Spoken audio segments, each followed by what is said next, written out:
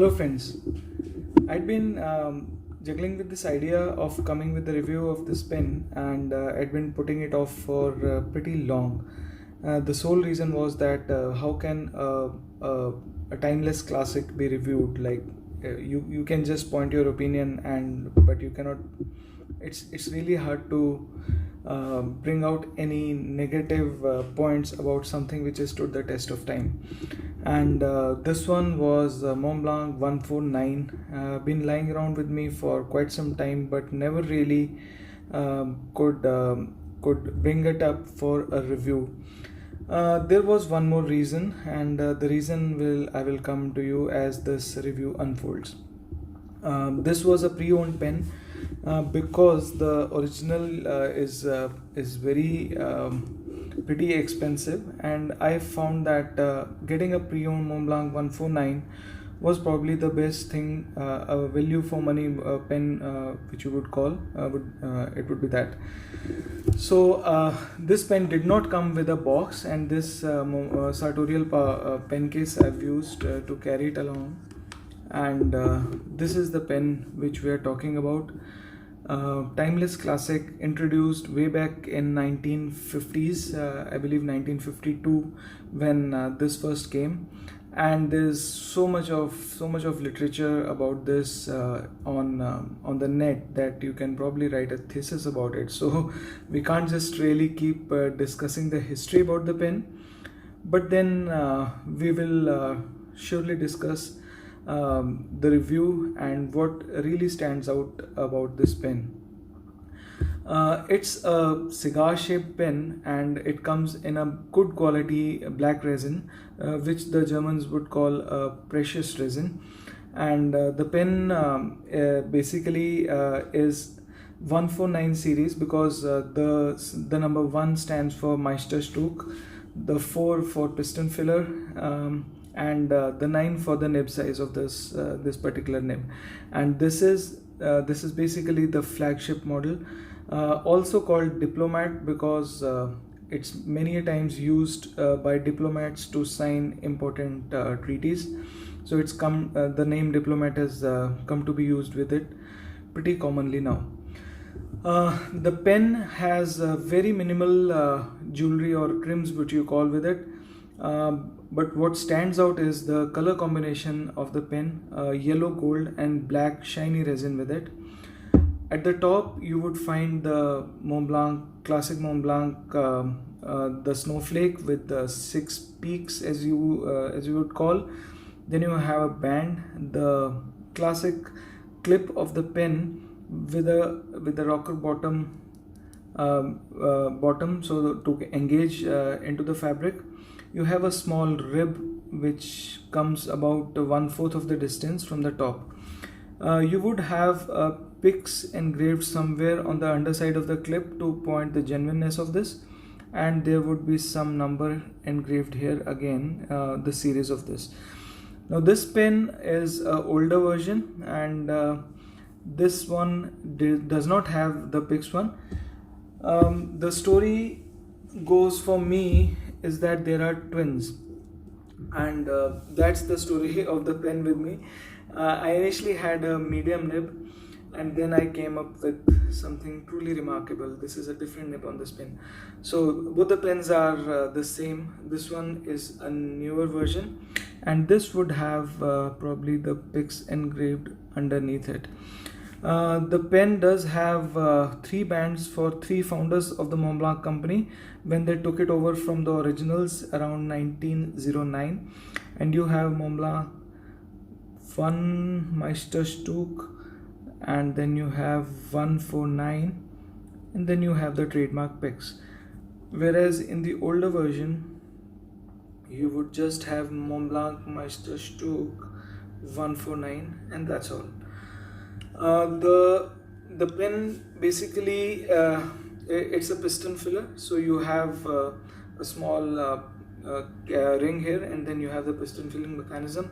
It opens up in just about 3/4 of a turn, and which is really very practical and elegant. Then you have threads which are generally not very deep cut, so you can hold the pen very conveniently here. The nib size is big, so the writing section can be held at the designated point, and it gives a pretty good distance from the paper. Now this is the total beauty of this pen, and this is a number 9 nib, a two-tone nib with engraving, and you would see 4819, which is the height of the Montblanc peak. Then you have M for Montblanc, not the size of the pen, not the width of the nib, and this is a 14 karat nib, and you have Montblanc written there. Now this another nib. Now the difference between the two is this is a later feed, and this is a kind of a split ebonite feed. This one is a medium, and this one is an extra fine. The beauty is in writing with the extra fine nib. You have an ink window, and the ink window basically in both of them are the same, and it has serrated kind of serrated ink windows. The pen has a very good girth, and it does have a very good length also. Need not be posted, although posting makes it slightly top heavy but not very uncomfortable. Then the piston is one of the very good pistons in the market, and there are very few pens which really stand the test of time as far as their mechanism and as far as their construction goes.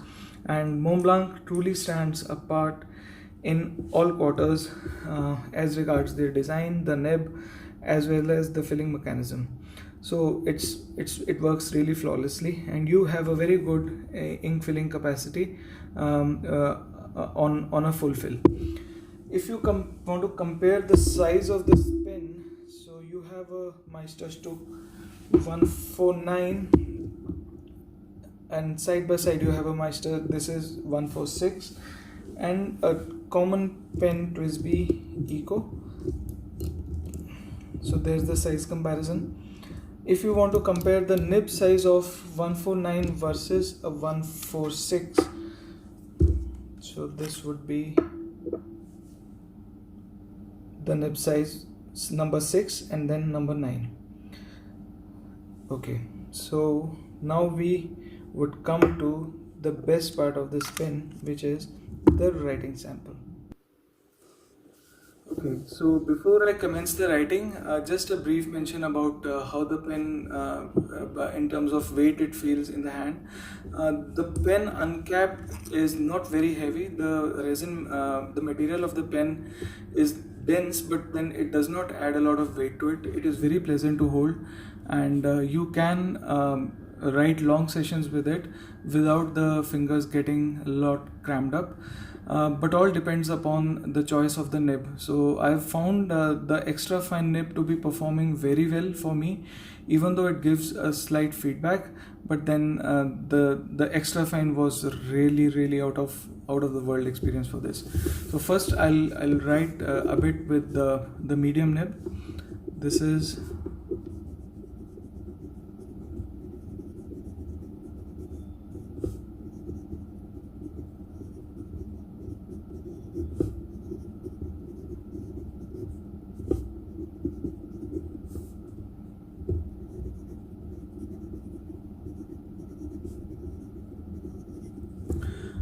what I read on this is that this is a different nib. This is 18 karat nib, and this is in 3-tone, which is different from the other nib which I showed you.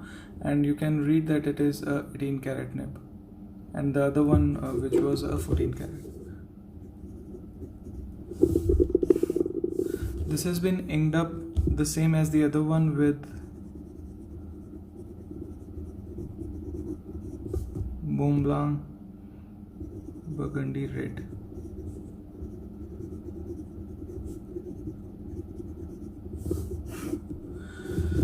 This nib is a very juicy, wet and ultra smooth nib. It has its distinctive character. A slight amount of feedback is really very dependable, and out of the box writes flawlessly. I had a comparison with a couple of more pens like King of Pen and another Pelikan M1000.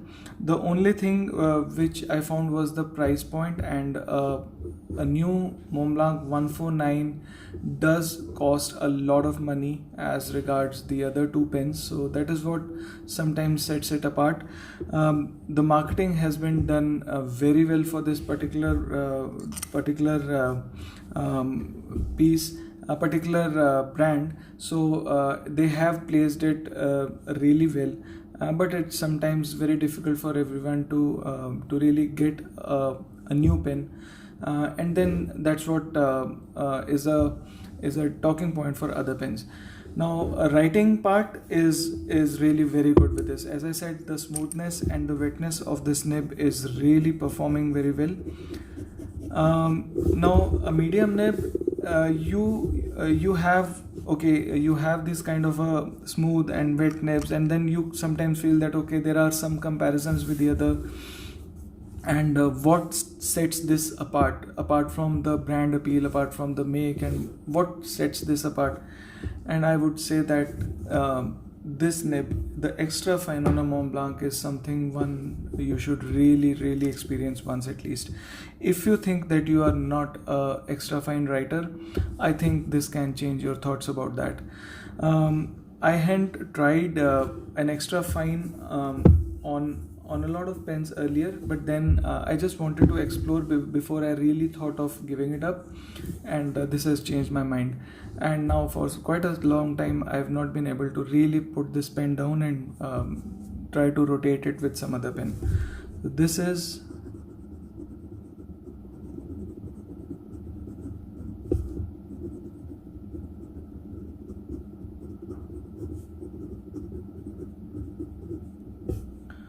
Meisterstück 149, and this one is an extra fine nib.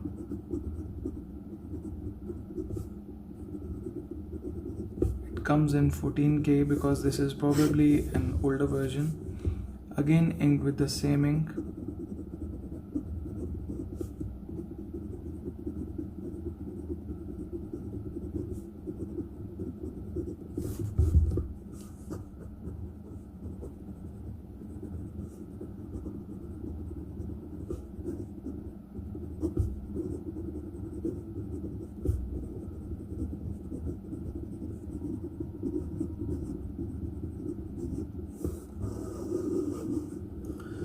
What really gives the nib its character is that it has a very slight architect kind of a grind to its finish. It's been ground very well. I really appreciate the nib meisters who have been at work on this particular nib, and I believe they are working immaculately well for almost all of their nibs. If you compare this particular nib with the medium one, then you would get know what I'm talking about. This is a medium nib in downstrokes, and this one is on the side strokes. And on a zoom, yeah, so this one is, and this one is a medium nib. This one is the extra fine on a downstroke.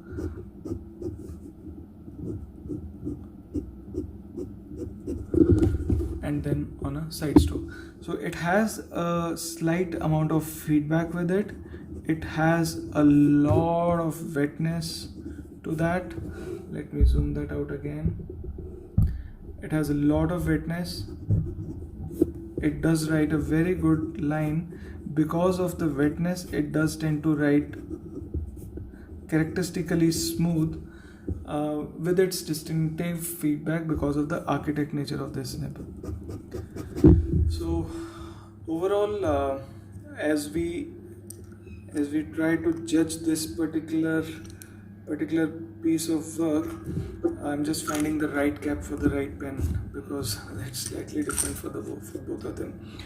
So overall, it's a great design, and the pen has really stood the test of time as regards its performance and the workmanship on this. many a times you would find that a girthier and a bigger pen is not the one to go for long writing sessions, and probably you would take them out for a test drive only for particular reasons and for particular writing parts. But then do try out their different nibs before you finally zero down, because I feel that there could be something really surprising in store for you with the Montblanc. Buying a Montblanc original, I would generally not consider, because you can buy two for the price of one if you are going for a pre-owned.